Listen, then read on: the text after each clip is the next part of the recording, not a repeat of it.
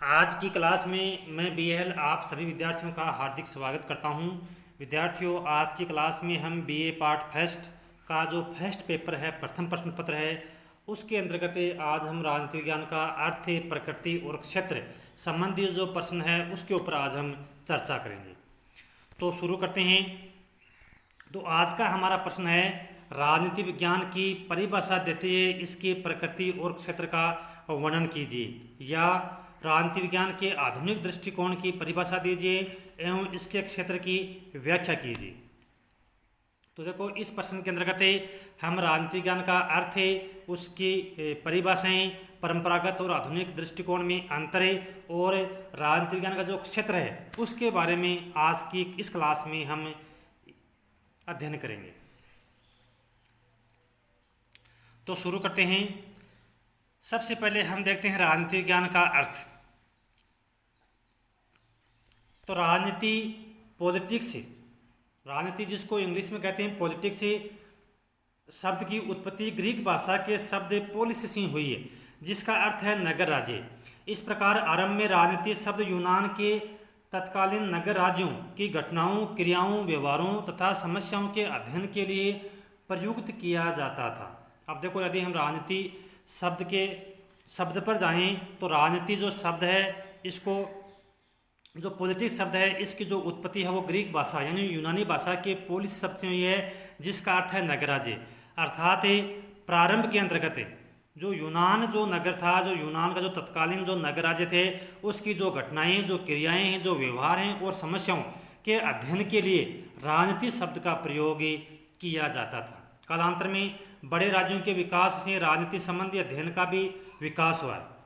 इसी विकसित और विस्तृत अर्थ में राजनीति शास्त्र की परिभाषा, क्षेत्र एवं प्रकृति का अध्ययन किया जाता है। तो यदि हम राजनीति शब्द की जड़ों में जाएं, उसकी गहराई में जाएं, तो राजनीति शब्द का जो अर्थ है वो यूनान के जो नगर राज्य हैं, उस नगर राज्य के अंतर्गत जो घटनाएं थी, जो क्रियाएं थी, व्यवहार थी, उन समस्याओं से राजनीति शब्द है उसको जोड़ करके देखा जाता है।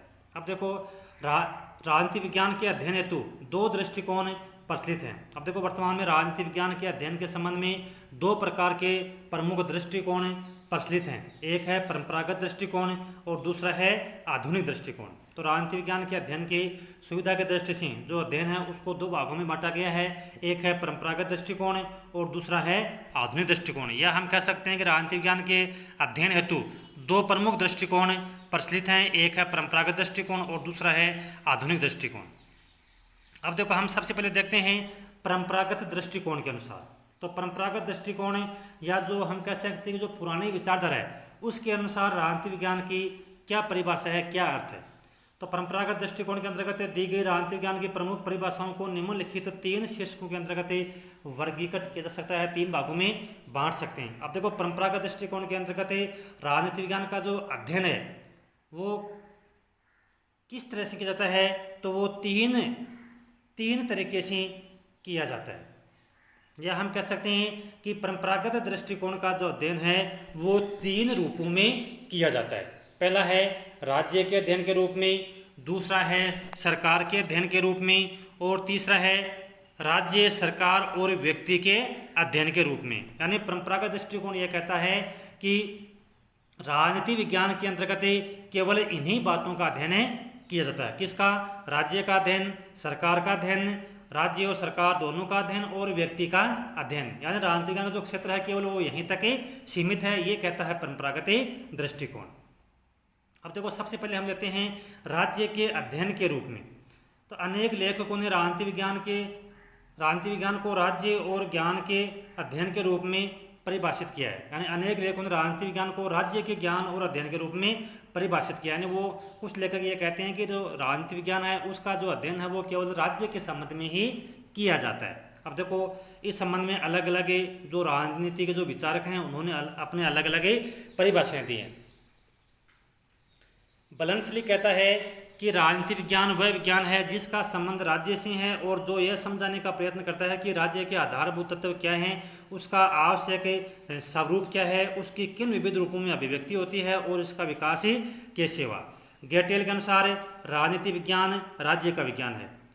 आशीर्वादम के शब्दों में जो विचारक है आशीर्वादम, वो ये कहता है कि राजनीति शास्त्र राज्य विषयक ज्ञान की समग्रता एवं राज्य सिद्धांत का अध्ययन है। अब देखो विद्यार्थियों, जब राज्य के रूप के अध्ययन के रूप में राजनीति विज्ञान के अंतर्गत है, अब जिन विचारकों ने ये परिभाषा दी हैं उनसे हमें ये लग रहा है कि उन विचारकों के अनुसार राजनीति विज्ञान के अंतर्गत केवल राज्य संबंधी अध्ययन ही किया जाता है। इस संबंध को ये जो दो परिभाषाएं हैं, एक तो गार्डनर की परिभाषा जिसने ये कहा कि राजनीति विज्ञान का प्रारंभ और अंत राज्य के साथ होता है, यह कथन है गार्डनर का है।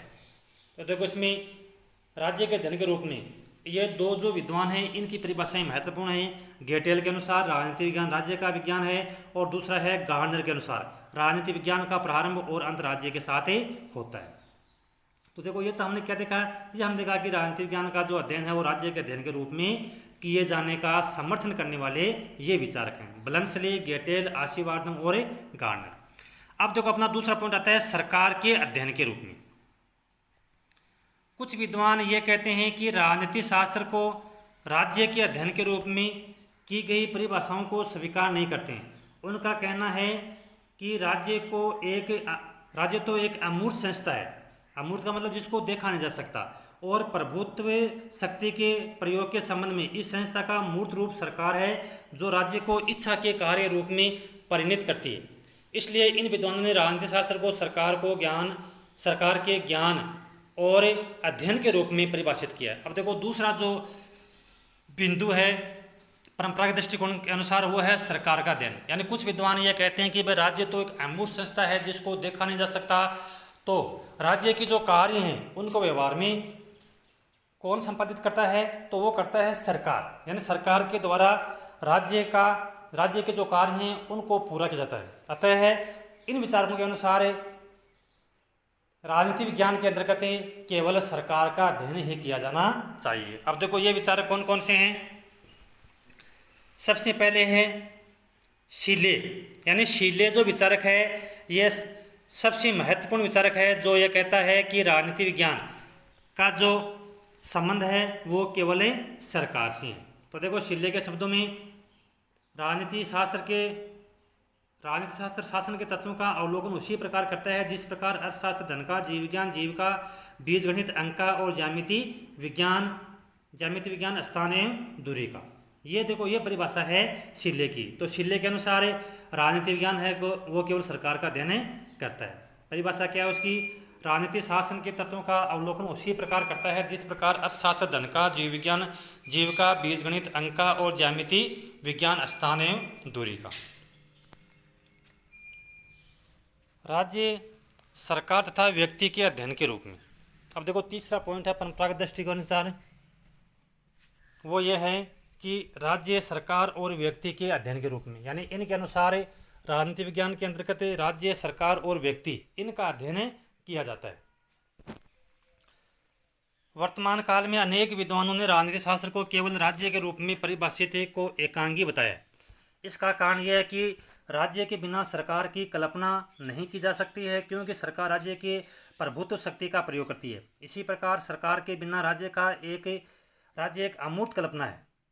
ऐसी स्थिति में राज्य के बिना सरकार और सरकार के बिना राज्य का कोई अध्ययन पूर्ण नहीं हो सकता। अतः राज्य और सरकार दोनों ही राजनीति विज्ञान के अध्ययन के विषय हैं। अब देखो ये जो अपना तीसरा पॉइंट है, इसके अंतर्गत कुछ विचारकों का यह कहना है कि राजनीति विज्ञान के अंतर्गत राज्य और सरकार दोनों का अध्ययन किया जाता है और साथ ही व्यक्ति का भी अध्ययन किया जाता है। यानी व्यक्ति के अंतर्गत जो मानव व्यवहार है उसका अध्ययन किया जाता है, क्योंकि व्यक्ति है वो राज्य की एक महत्वपूर्ण इकाई है।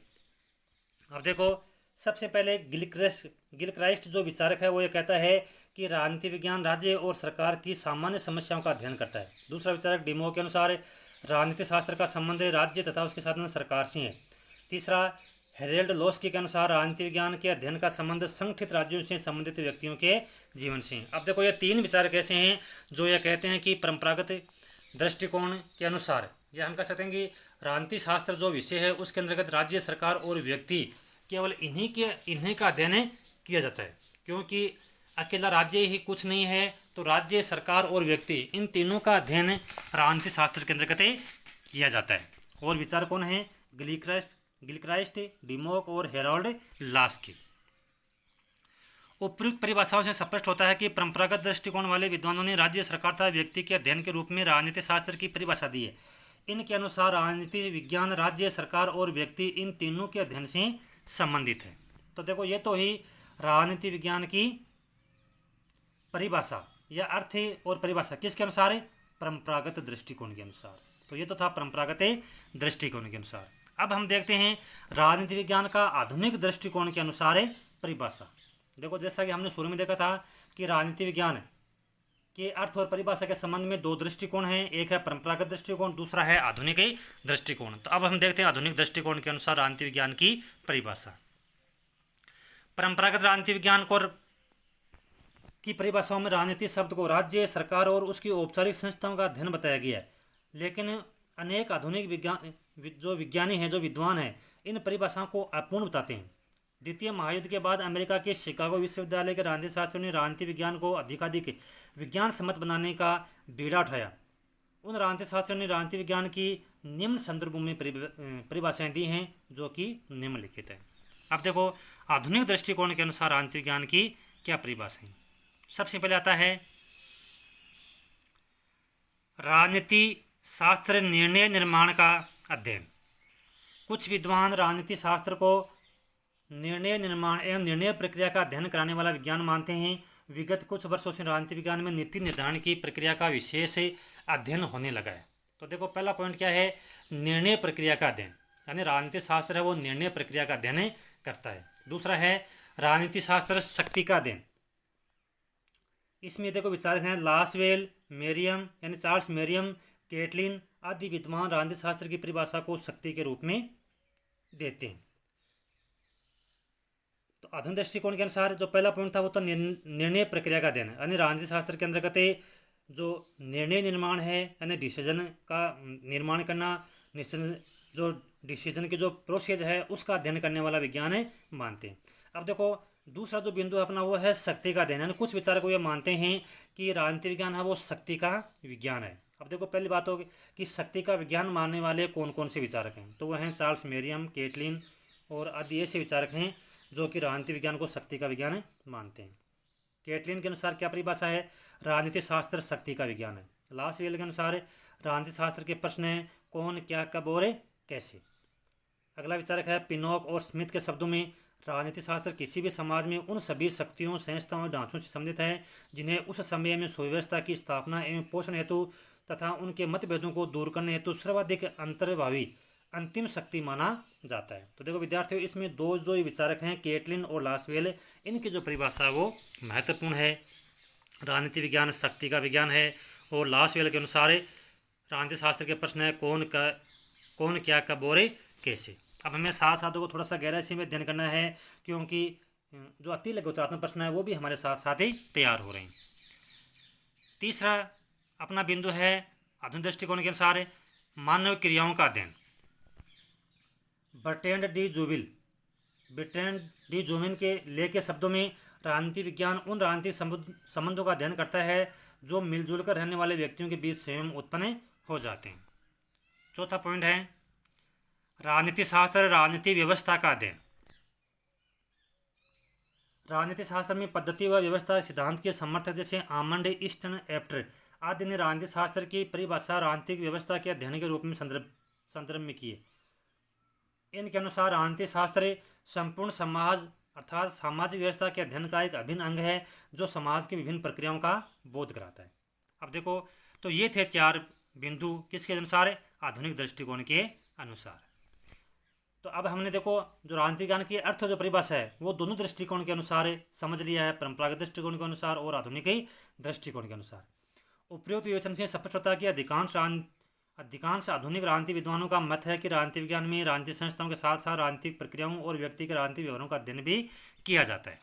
अब देखो बात आती है राजनीति विज्ञान का क्षेत्र। अब सबसे पहले हम देखते हैं परंपरागत दृष्टिकोण के अनुसार राजनीति विज्ञान का क्षेत्र। तो विद्यार्थियों क्षेत्र से मतलब ये है कि राजनीति विज्ञान का यानी क्षेत्र दायरा कितना है, राजनीति विज्ञान के अंतर्गत किन किन बातों का या कि कौन कौन सी अध्ययन सामग्री है वो राजनीति विज्ञान के अंतर्गत आती है। तो देखो सबसे पहले हम देखते हैं परंपरागत दृष्टिकोण के अनुसार, यानी जो परंपरागत दृष्टिकोण है उनके अनुसार राजनीति विज्ञान का क्षेत्र क्या है। सबसे पहले आता है परंपरागत दृष्टिकोण से राजनीतिक विज्ञान के क्षेत्र में निम्नलिखित बातें आती है। सबसे पहले कौन सा है? मानव का अध्ययन। राजनीति शास्त्र में मानव का अध्ययन उसकी राजनीतिक क्रियाओं के संबंध में किया जाता है। बिना व्यक्ति के अध्ययन के राजनीति शास्त्र एक नीरस, शुष्क और अपूर्ण विषय हो जाएगा। यानी परंपरागत दृष्टिकोण के अनुसार विचार कर कहते हैं कि मानव है वो राज्य की महत्वपूर्ण इकाई। यदि मनुष्य नहीं है, यदि हम मनुष्य का अध्ययन नहीं करेंगे तो बाकी जो इकाई हैं उसका कोई मतलब ही नहीं है। दूसरा है राज्य का अध्ययन। राज्य का समस्त अध्ययन राजनीतिक शास्त्र का क्षेत्र है। राज्य के अतीत, वर्तमान और भविष्य का अध्ययन इसमें रहता है। दूसरा जो पॉइंट है वो है राज्य का अध्ययन, यानी राजनीतिक ज्ञान के अंतर्गत राज्य का अध्ययन किया जाता है। तीसरा है सरकार का अध्ययन। तो परंपरागत दृष्टिकोण के अनुसार तीसरा जो पॉइंट है वह सरकार का अध्ययन। राज्य एक अमूर्त संस्था है, इसका मूर्त रूप सरकार है। सरकार के माध्यम से राज्य कार्य करता है। राजनीतिक शास्त्र में सरकार के ऐतिहासिक विकास, उसके विभिन्न प्रकारों तथा उसके विभिन्न अंगों तथा उसके पारस्परिक संबंधों, प्रशासनिक ढांचे, राजनीतिक दल, जनमत आदि का अध्ययन किया जाता है। तो देखो ये जो सारी बातें ये सरकार के अंतर्गत सरकार के अध्ययन में ही आती हैं। चौथा पॉइंट है अंतर्राष्ट्रीय संबंधों का अध्ययन। आधुनिक युग में राज्य अनन्यता, अलगाव या शून्यता के वातावरण में कार्य नहीं करते। एक राज्य के अन्य राज्यों से भी राजनीतिक, सैनिक, आर्थिक, सांस्कृतिक आदि संबंध होते हैं। राज्यों के इन पारस्परिक संबंधों का अध्ययन राजनीतिक शास्त्र में किया जाता है। अगला पॉइंट आता है राजनीय, या जिसको हम कूटनीति कहते हैं। राजनीतिक शास्त्र को राजनीय का भी अध्ययन करना पड़ता है, जो आधुनिक युग में महत्वपूर्ण विषय हो गया है। राजनीय का संबंध राज्य की विदेश नीति के कुशल व चातुर्यपूर्ण संचालन से है। अगला अपना बिंदु है अंतर्राष्ट्रीय विधि। राजनीति विज्ञान में उन विषयों का भी अध्ययन किया जाता है जिनका संबंध अन्य राज्यों से होता है, जहां मतभेदों या टकरावों की संभावना रहती है। तो अंतर्राष्ट्रीय विधि का मतलब है कि एक राज्य के दूसरे राज्य से जो संबंध होते हैं उनके बारे में जो अध्ययन करने वाला जो अध्ययन सामग्री होती है वो होता है अंतर्राष्ट्रीय विधि। अगला है वादों का अध्ययन। राजनीति के क्षेत्र में समय समय पर प्रतिपादित विभिन्न सिद्धांतों, मान्यताओं और विचारों का अध्ययन भी शामिल है। अगला है अपना अंतर्राष्ट्रीय संस्थाओं का अध्ययन। राजनीति विज्ञान के अध्ययन में अंतर्राष्ट्रीय संस्थाओं जैसे संयुक्त राष्ट्र संघ का अध्ययन भी किया जाता है। दल और दबाव समूह, इसमें राजनीतिक दलों और दबाव समूह के अध्ययन को भी अध्ययन का विषय बनाया गया। तो ये है परंपरागत दृष्टिकोण के अनुसार राजनीति विज्ञान का क्षेत्र। तो परंपरागत दृष्टिकोण के अनुसार राजनीति विज्ञान के क्षेत्र में इन बातों को शामिल किया गया। अब देखो विद्यार्थियों, अब आता है आधुनिक दृष्टिकोण के अनुसार राजनीति विज्ञान का क्षेत्र। तो आधुनिक दृष्टिकोण के अनुसार राजनीति विज्ञान क्षेत्र में अग्रलिखित रूप में वर्णित किया जा सकता है। पहला है, यह दृष्टिकोण संस्थाओं के औपचारिक अध्ययन के बजाय व्यक्ति के राजनीतिक व्यवहार पर बल देता है। यह अंतर अनुशासनात्मक अध्ययन व समग्रता का दृष्टिकोण है। यह राजनीतिक व्यवहार के क्रमबद्ध एवं तारतम्य अध्ययन पर बल देता है। यह राजनीति शास्त्र के अध्ययन एवं अनुसंधानों में सांख्यिकीय प्रयोग पर बल देता है ताकि ठोस वर्गीकृत और निश्चित निष्कर्ष पर पहुंचा जा सके। वह व्यवस्थित सिद्धांतों की रचना का प्रयास करता है। यह दार्शनिक या सैद्धांतिक तत्वों के बजाय यथार्थता पर बल देता है। यह दृष्टिकोण परिवर्तनों का ध्यान रखते हुए सिद्धांतों को उसके अनुकूल बनाने का प्रयास करता है। अतः आधुनिक दृष्टिकोण को विकासशील दृष्टिकोण भी कहा जाता है। यह मूल्य निरपेक्ष तथा व्यक्तिनिष्ठ प्रभावों से मुक्त दृष्टिकोण। राजनीति विज्ञान के संबंध में आधुनिक दृष्टिकोण द्वितीय विश्व युद्ध के बाद प्रचलित हुआ। यानी राजनीति विज्ञान के अंतर्गत जो आधुनिक दृष्टिकोण है दूसरे विश्व युद्ध के बाद में प्रचलन में आया था। इस दृष्टिकोण के जो प्रमुख प्रणेता है वो है डेविड ईस्टन। डेविड ईस्टन ने इसे व्यवहारवादी आंदोलन की संज्ञा दी थी। तो देखो विद्यार्थियों, ये जो आधुनिक दृष्टिकोण है दूसरे विश्व युद्ध के बाद स्थिति में आया और आधुनिक दृष्टिकोण के जो प्रमुख जो प्रणेता है वो है डेविड ईस्टन, और इसने जो आधुनिक दृष्टिकोण है उसको व्यवहारवादी आंदोलन की संज्ञा भी दी थी। इस दृष्टिकोण के अनुसार व्यक्ति अपना राजनीतिक जीवन शून्य में व्यतीत नहीं करता है, वर्ण समाज के अंतर्गत रहते हुए सामाजिक संदर्भ में व्यतीत करता है। इस प्रकार राज्य और राजनीतिक संस्थाओं की परिधि के बाहर है मानव व्यवहार और गैर राजनीतिक समुदायों का भी राजनीतिक शास्त्र के अंतर्गत अध्ययन किया जाना चाहिए। तो ये तो ही बात है क्षेत्र की, यानी परंपरागत और आधुनिक दृष्टिकोण के अनुसार राजनीति विज्ञान का क्षेत्र क्या है। अब हम आगे देखते हैं राजनीति विज्ञान की प्रकृति, यानी राजनीति विज्ञान है वो किस प्रकार का विषय है, इसकी हम प्रकृति के बारे में देखते हैं। राजनीति शास्त्र की प्रकृति के संबंध में विद्वानों में मतभेद है। इसके अध्ययन की प्रकृति को समझने की दृष्टि राजनीति शास्त्र के दृष्टिकोण को मोटे रूप से दो भागों में बांटा गया है। वो है परंपरागत दृष्टिकोण और आधुनिक दृष्टिकोण। तो देखो, राजनीति विज्ञान की प्रकृति को समझने के लिए भी हमें दोनों दृष्टिकोण को समझना होगा, परंपरागत और आधुनिक दृष्टिकोण। अब सबसे पहले हम देखते हैं कि परंपरागत दृष्टिकोण के अनुसार राजनीति शास्त्र की प्रकृति किस प्रकार की है। सबसे पहले आता है दर्शन शास्त्र के अंश के रूप में।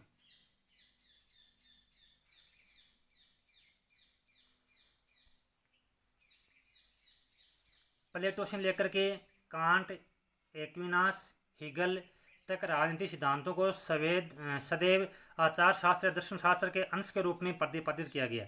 इन विचारकों ने राजनीतिक समस्याओं के शाश्वत समाधान के प्रयास किए।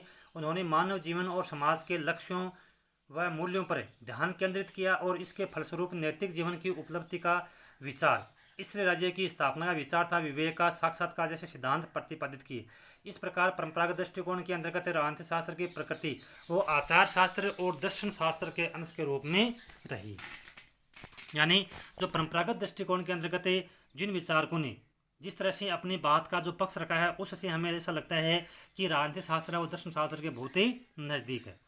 दूसरा पॉइंट है इसमें अधि अनुशासनात्मक। परंपरागत राजनीति शास्त्र की प्रकृति का एक अन्य महत्वपूर्ण तत्व उसका अधि अनुशासनात्मक स्वरूप है। परंपरागत दृष्टिकोण के अंतर्गत राजनीतिक चिंतन मानव जीवन के सभी पहलुओं से संबंधित रहता है, इसलिए इन्हें या इनके चिंतन को विशेष विषय या अनुशासन से नहीं जोड़ा जा सकता है। अब आगे देखो, अगला पॉइंट है अपना तार्किक या बौद्धिकी। परंपरागत राजनीति शास्त्र के स्वरूप का एक अन्य तत्व परंपरागत चिंतकों की तार्किकता की प्रधानता है। इसके सिद्धांत एवं तर्क निगमनात्मक निष्कर्षों पर आधारित है। अगला है संस्थाओं का अध्ययन। परंपरागत दृष्टिकोण के अंतर्गत राजनीति शास्त्र का स्वरूप कतिपय संस्थाओं का अध्ययन बना रहा है, जैसे राज्य सरकार और कानून। तो जैसा कि हम देखते हैं परंपरागत दृष्टिकोण के अनुसार यह केवल संस्थाओं का अध्ययन करता है, जैसे राज्य का अध्ययन है, सरकार और राज्य के संबंध जो कानून होते हैं उसका अध्ययन परंपरागत दृष्टिकोण के अनुसार किया जाता है। परस्पर असंबंध आत्मनिष्ठ विचारधाराएं। परंपरागत दृष्टिकोण के अंतर्गत राजनीति शास्त्र की प्रकृति की एक अन्य प्रमुख विशेषता यह है कि परंपरागत चिंतकों की आत्मनिष्ठ विचारधाराएं प्राय एक दूसरे से असंबंध है। अगला है परंपरागत राजनीतिक सिद्धांतों की निरंतरता। परंपरावादी राजनीतिक सिद्धांत वर्तमान में समाप्त नहीं है, बल्कि वे अभी भी विकसित हो रहे हैं। पश्चिम में माइकल ऑक्सफोर्ड, हन्ना ओरेंट, पियो स्टास आदि ने इस धारा को अपनाया और इस और नवीन दिशाओं में चिंतन भी किया।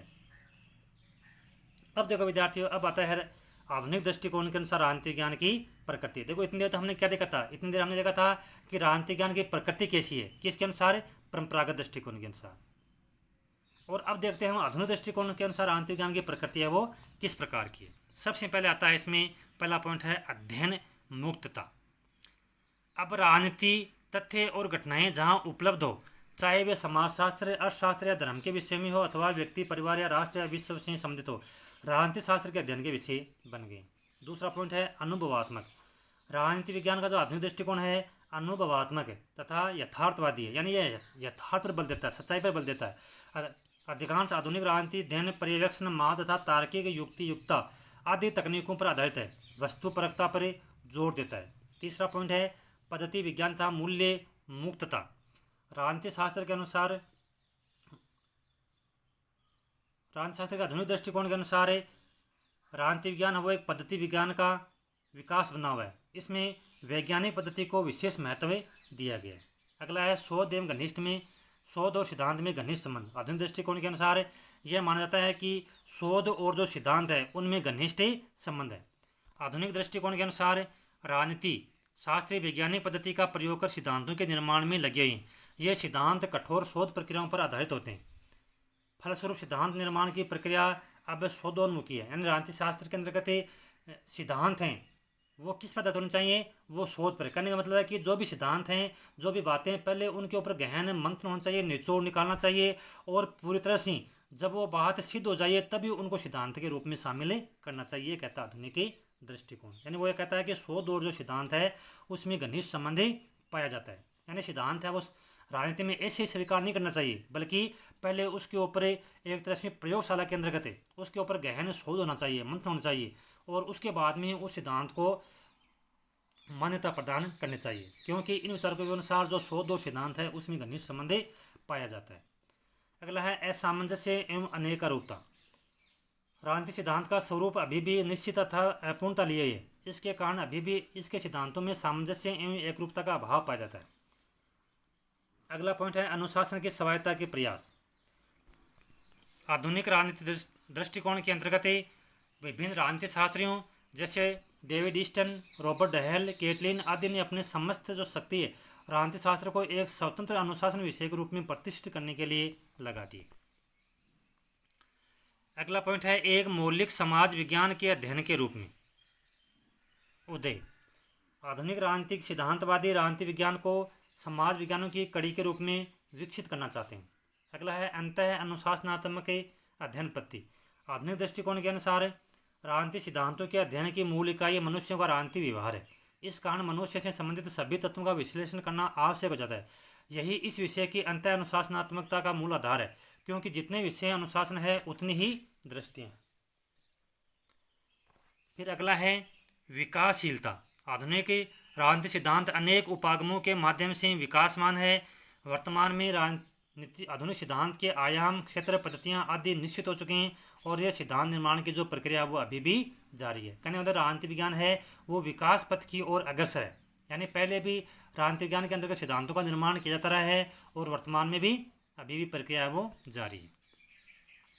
अब देखो अपन देखते हैं कि जो परंपरागत और जो आधुनिक उपागम है, यानी जो परंपरागत और आधुनिक दृष्टिकोण है उनमें प्रमुख अंतर क्या है, दोनों में क्या अंतर देखने को मिलता है। राजनीतिक विज्ञान का परंपरावादी उपागम तथ्यों की तुलना में मूल्यों पर अधिक बल देता है। यानी जो परंपरागत दृष्टिकोण है यह तथ्यों की तुलना में मूल्यों पर अधिक बल देता है। कौन है? परंपरागत दृष्टिकोण। जबकि आधुनिक दृष्टिकोण है वो मूल्यों के स्थान पर तथ्यों पर बल देता है।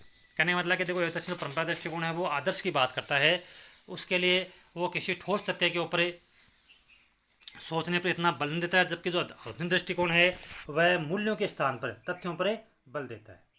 मूल्य परक उपागम परंपरागत उपागम हुआ है और तथ्यापरक उपागम आधुनिक उपागम हुआ है। इस आधुनिक उपागम को व्यवहारवादी उपागम की कहा जाता है। इन दोनों में प्रमुख अंतर निम्न प्रकार से हैं। अब देखो अपन परंपरागत जो आधुनिक दृष्टिकोण है उसके अंतर्गत प्रमुख अंतर क्या है, दोनों में क्या असमानता है, दोनों में क्या अंतर है।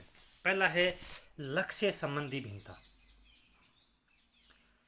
राजनीतिक शास्त्र के आधुनिक परिप्रेक्ष्य में के लक्ष्य भी परंपरागत उपागम के लक्ष्य से भिन्नता लिए हुए हैं। परंपरावादी उपागम या परंपरावादी राजनीतिक विज्ञान के लक्ष्य अच्छे जीवन की प्राप्ति है, वहीं आधुनिक राजनीतिक विज्ञान के लक्ष्य अच्छे जीवन की प्राप्ति न होकर के राजनीतिक घटनाओं को उनके यथार्थ रूप में समझ करके उसका ज्यों का त्यों वर्णन करना है। तो देखो दोनों का लक्ष्य अलग है। लक्ष्य परंपरागत दृष्टिकोण का है अच्छे जीवन की प्राप्ति, यानी अच्छे जीवन की प्राप्ति के लिए जो परंपरागत दृष्टिकोण से विचारक हैं वो केवल अच्छी बातों का समावेश करते हैं, और जो आधुनिक दृष्टिकोण है वो अच्छे जीवन की प्राप्ति नहीं होकर उनका लक्ष्य है यथार्थ रूप में समझना, यानी राजनीतिक विज्ञान को यथार्थ यानी वास्तविक रूप में समझना। इसके लिए वो जैसा है उसका वैसा ही वर्णन करते हैं। यानी उसके अंतर्गत वो राजनीतिक विज्ञान को एक अच्छा या एक मूल्यों की दृष्टि या एक अच्छे मूल्यों को त्याग करके आधुनिक दृष्टिकोण व अच्छे मूल्यों की उपेक्षा करके वो यथार्थ को समझने का प्रयास करता है, और राजनीतिक विज्ञान का जो जैसा है वो वैसा ही वर्णन करता है, उसमें कोई अच्छी बातों को जोड़ने का प्रयास नहीं करता है। दूसरा है अध्ययन पद्धतियों में अंतर। आधुनिक या व्यवहारवादी राजनीतिक विज्ञान के अध्ययन में काम में लाई जाने वाली प्रविधियाँ भी परंपरागत राजनीतिक विज्ञान की प्रविधियों से भिन्न है। आधुनिक दृष्टिकोण में निष्कर्ष अत्यंत साधन से निकल जाता है, सामग्री का विश्लेषण अत्यधिक जटिल परिविधियों द्वारा किया जाता है, जबकि परंपरागत दृष्टिकोण में जटिल परिविधियों का प्रयोग नहीं किया गया। अगला पॉइंट है प्रकृति संबंधी भिन्नता। राजनीति विज्ञान का परंपरावादी उपागम राजनीति विज्ञान की प्रकृति को कला के रूप में स्वीकार करता है तथा राजनीति विज्ञान राजनीति के आदर्शवादी स्वरूप पर बल देता है। इसके विपरीत आधुनिक व्यवहारवादी उपागम राजनीति विज्ञान की प्रकृति को विज्ञान मानता है। परंपरावादी कहते हैं कि राजनीति विज्ञान न तो विज्ञान है और न ही विज्ञान कभी बन सकता है। अगला है परिभाषा संबंधी भिन्नता, यानी परंपरागत आधुनिक दृष्टिकोण में परिभाषा को लेकर के क्या दोनों में अंतर है। परंपरावादी उपागम में राजनीतिक विज्ञान को एक राज्य और सरकार का अध्ययन बताया गया है, जबकि आधुनिक दृष्टिकोण में मनुष्य के राजनीतिक व्यवहार का अध्ययन का मुख्य केंद्र है। यानी परंपरागत दृष्टिकोण में जहाँ परिभाषा में राज्य और सरकार आता है, वहीं आधुनिक दृष्टिकोण में मनुष्य का व्यवहार है उसको शामिल किया गया। फिर जो क्षेत्र संबंधी भिन्नता, दोनों क्षेत्र संबंधी भिन्नता ये है कि जो परंपरागत उपागम है उसमें राजनीति विज्ञान को राज्य का अध्ययन बताया गया है और कहा गया है कि राजनीति विज्ञान का प्रारंभ और अंत राज्य से होता है। जैसा कि गार्डनर जो विद्वान है उसने ये कहा था कि राजनीति विज्ञान में जो राज्य का अध्ययन होता है और राजनीति विज्ञान का जो प्रारंभ और अंत है वो राज्य के साथ ही होता है। तो परंपरागत दृष्टिकोण का अंतर्गत जो क्षेत्र है वो है राज्य का अध्ययन, जबकि आधुनिक दृष्टिकोण के अंतर्गत राजनीति विज्ञान है वो केवल राज्य का नहीं बल्कि विश्व के जो समस्त लोग हैं उनका जो राजनीतिक व्यवहार है वो राजनीति विज्ञान के अंतर्गत शामिल किया जाता है। अगला है सिद्धांत निर्माण में भिन्नता। आधुनिक उपागम में इस बात पर बल दिया गया है कि राजनीतिक घटनाओं को इस प्रकार से व्यवस्थित रूप दिया जाए जिसके आधार पर एक सामान्य सिद्धांतों का विकास किया जा सके। इसे डेविड ईस्ट ने नियमन का नाम दिया था। परंपरावादी इस प्रकार के किसी सामान्य सिद्धांत के विकास की कल्पना से सहमत नहीं है। यद्यपि व्यवहारवादी यह मानते हैं कि राजनीति में किसी सामान्य सिद्धांत का विकास करना इतना आसान नहीं है, क्योंकि मनुष्य का जो राजनीतिक व्यवहार है उसको समझना इतना सरल काम नहीं है। अन्य शास्त्रों के साथ संबंध का भेद। परंपरागत राजनीति विज्ञान में राजनीति का अध्ययन दूसरे विषयों से अलग होकर के किया जाता है। वह अपने आप को राजनीति क्रियाओं के अध्ययन तक सीमित रखता है, जबकि आधुनिक उपागम में राजनीति घटनाओं, क्रियाओं और मनुष्य के व्यवहारों का अध्ययन अन्य सामाजिक शास्त्रों के संदर्भ में करना चाहता है। अगला देखो, दोनों में अंतर है। परंपरागत आधुनिक दृष्टिकोण में मूल्य संबंधी भिन्नता।